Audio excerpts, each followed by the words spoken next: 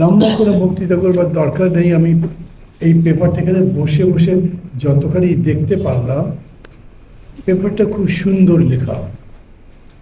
মানে আমি এটা লাইন বাই লাইন এবং বিটুইন দ্য লাইন্স পড়ব, বোঝার চেষ্টা করব, এবং আমি এখন এটুকু বলতে পারি এটা একটা চমৎকার ড্রাফট। মানে এটার উপরে একটা মন্তব্য করার জন্যেও পাণ্ডিত্য দরকার, আমার এরকম নাই। লোকে আছে কেউ কেউ আমাকে পণ্ডিত মনে করে, এরকম না। আমি একটু গুছিয়ে কথা বলতে পারি, কিন্তু পাণ্ডিত্য নেই, অনেক জানি এরকম না। যেমন ধরেন, যে বিষয়টা এখন সবচাইতে বেশি চর্চিত আলোচিত এই পিয়ার পদ্ধতি দিয়ে, আমি সাধারণত বিতর্কের মধ্যে অনেক সময় কনফিউজ থাকি। এর ভালো দিকও আমি দেখেছি, খারাপ দিকও দেখেছি। ভালো দিকটা মানে একটা প্রিন্সিপাল দিক, যে এটার ভালো দিকটা হলো, খুবই আমি প্রিন্সিপালি মনে করি যে আমাদের এখানে মানে যে পদ্ধতি চালু আছে, যে পদ্ধতি এখন চালু আছে আমাদের দেশে ভোটের,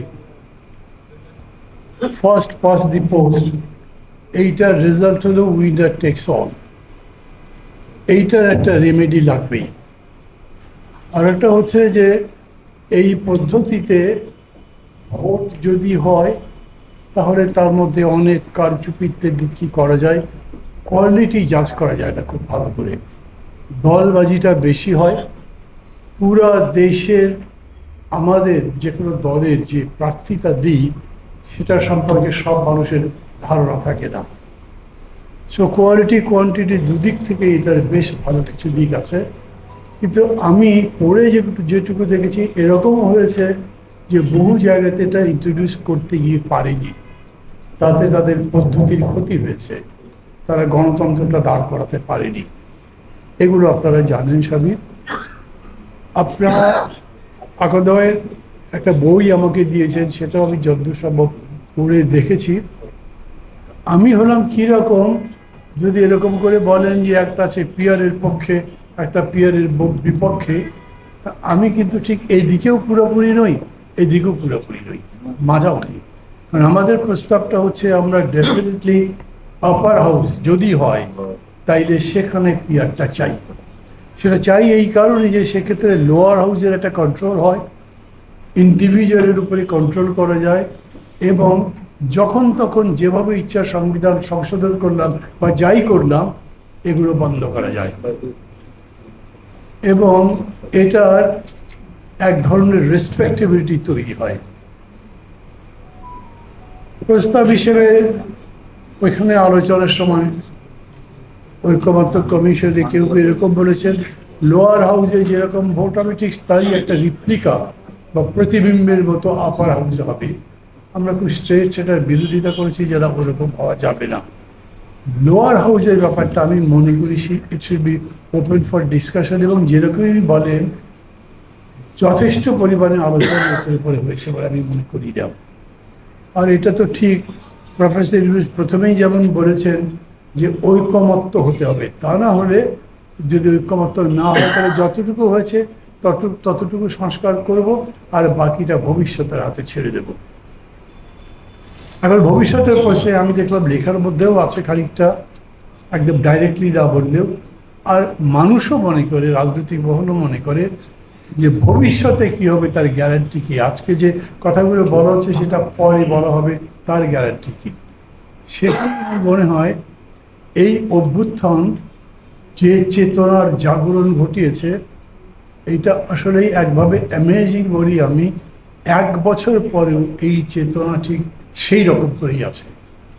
এটা এমনকি স্বাধীনতা যুদ্ধের পরেও হয়নি। খুব অল্প দিনের মধ্যেই এগুলো নিয়ে অনেক কথাবার্তা শুরু হয়েছিল, দেখেছি আমরা।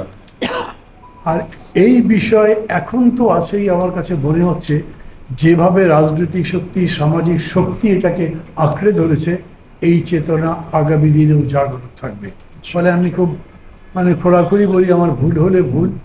আমি মনে করি যারাই ক্ষমতায় যাবেন তারা এখনকার প্রদত্ত অঙ্গীকারের প্রতি, কিংবা জুলাইয়ের যে আকাঙ্ক্ষা জনগণের মধ্যে তৈরি হয়েছে সেটার প্রতি বুড়ো আঙুল দেখে চলে যেতে পারবেন না।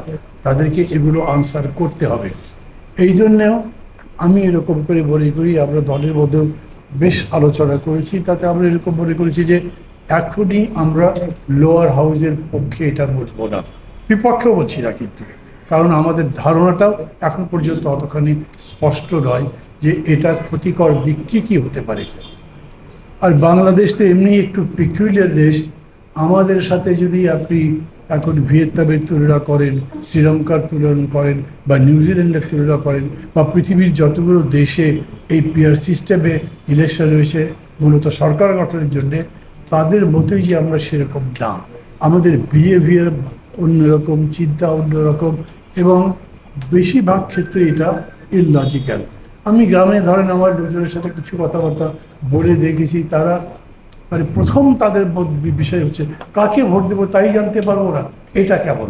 আমি এটা বিতর্কের জন্য তুলছি না, বা এটাই যে একটা ভুল তাও বলছি না, কিন্তু এই যে মানুষকে অভ্যস্ত করিয়ে নেবার জন্যে যে সময় দরকার, সেই বিবেচনায় আমরা কথাটা এখন এরকম করে বলছি যে এই টার্মে আমরা এটাকে সমর্থন করবো না, বক্তব্য দেবো না। আমার বক্তব্য আমি এখানেই শেষ করে দিতে পারতাম।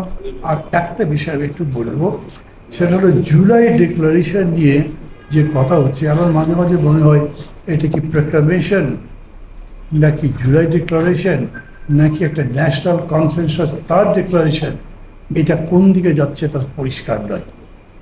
মানে সমস্ত হিস্টোরিক্যাল ইভেন্ট যখন হয়েছে তখন ওই ইভেন্টের প্রোজ অ্যান্ড কনস সবাই দেখেছে, ভালো মন্দ কেন হলো, এর ভবিষ্যৎ কী, সম্ভাবনা কী, সেই হিসেবে একটা ঘোষণা আসে। সেটা আপনি এখন আমেরিকার ওয়ার অফ ইন্ডিপেন্ডেন্সের ডিক্লারেশন বলেন, বাংলাদেশের স্বাধীনতা যুদ্ধ বলেন, মাগনা কার্টা বলেন। আমাদের এখানে জুলাই যখন হয়েছে বা অগাস্ট যখন হয়েছে, সমগ্র জাতি ঐক্যবদ্ধ ছিল। এখন 1 বছরের মধ্যে উই আর অ্যাপার্ট, এবং আমরা আলাদা হয়েছি এরকম, যেরকম করেই বলেন, যত ভালো ভাষায় পরিশীলিত ভাষায় বলি না কেন, তারপরেও আমরা এখন শক্তি প্রদর্শনের চিন্তা করছি। আমার পক্ষে বেশি শক্তি, তার পক্ষে নয়, এবং আমি বড়, আমি ছোট, উনি বড়, এটাও কোনো কথা নয়, এরকম একটা প্রতিযোগিতা এসছে। মানে একটা কথা তো বলাই যায় যে অভ্যুত্থানের পরে, তার বিজয়ের পরে এটা নিয়ে যখন কথাবার্তা হয়েছে, কোনো দল বলেছে এটার পেছনে আমাদের নেতৃত্বের অনেক ভূমিকা ছিল, আমরা পেছনে পেছনে কাজ করেছি, সবাই হয়তো জানে না। আবার আর এক পক্ষ হয়তো বলেছে যে 15 বছর ধরে তো আপনারা এটা টুটিও নাড়াতে পারেননি, তার মানে নেতৃত্বের প্রতিযোগিতা আছে। আমি খুব শিওর না, একেবারে এইভাবে যদি আপনি জুলাই ডিক্লারেশন বলেন বা প্রোক্লামেশন বলেন, তাহলে এই জায়গাতে রাজনৈতিকভাবে ওই সময়ের মূল্যায়ন, বর্তমান সময় এবং ভবিষ্যৎ সম্ভাবনার ব্যাপারে একরকম রাজনৈতিক বক্তব্য দিতে পারবো কিনা। আমি যেরকম দেখছি তাতে মনে হচ্ছে যে সরকার ভাবছেন যে এই যে চর্চাটা এখন হচ্ছে ঐক্যবদ্ধ কমিশন, যেটা মেইনলি এই 166টা প্রস্তাবনার উপরে, এটার উপরে যতদূর ঐক্যবদ্ধ হবে তার ভিত্তিতে এটা হবে। ওইটাকে আর যাই বলেন একটা জাতীয় সড়ক বলতে পারবেন, কিন্তু জুলাই ডিক্লারেশন বা ইনসারেকশনের এই অভ্যুত্থানের ডিক্লারেশন বলা যাবে বলে আমার মনে হয় না। আমি যদি কোনো আপনাদের আঘাত করে থাকি, ভুল বলে থাকি, নিজ বলে ক্ষমা করে দেবেন। সবাই ভালো থাকবেন। আল্লাহ হাফিজ।